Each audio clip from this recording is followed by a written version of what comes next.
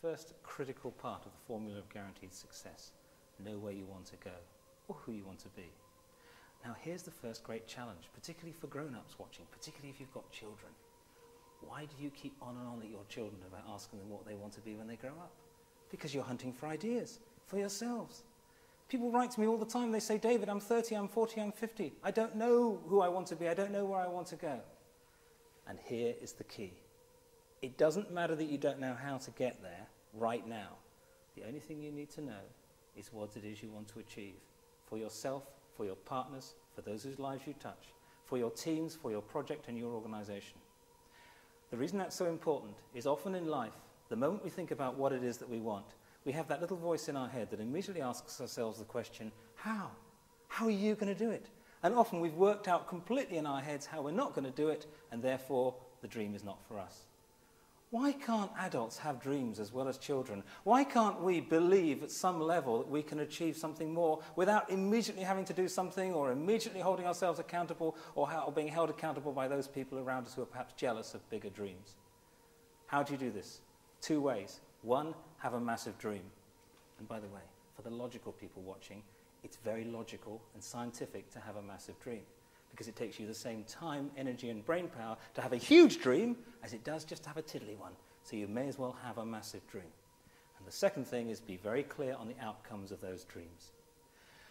And the key thing with regard to your dream is focus on what you want, not on what you don't want. I once met Colin Jackson, that great Olympian. Was his warm-up man at a conference once. And I went up to him and I said, Colin, what were you thinking at the start line when you were looking at all those hurdles? And he said to me, what hurdles? And I thought, oh no, I've got the wrong runner. And suddenly I realized what he actually meant, of course, was he doesn't look at the hurdles, he looks at the space above them. So on your dreams, just free your mind of what you can't do and think of what you can for your team and for your organization. Do a true brainstorm. Because the power of the mind is such that whatever you think about most, what you want or what you don't want, you will automatically move towards. Right now, please, don't think of a huge purple elephant with your mummy on top.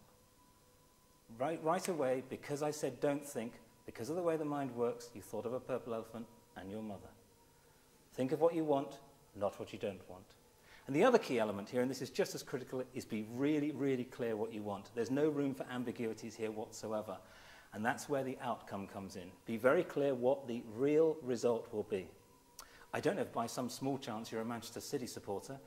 If you're not, then find out one who is and forward this to them. They're going to love this. Not a lot, though. Basically, a few years ago, Manchester City discovered the problem with not having a clear outcome. That other great club in Manchester was relegated from the Premiership into the First Division.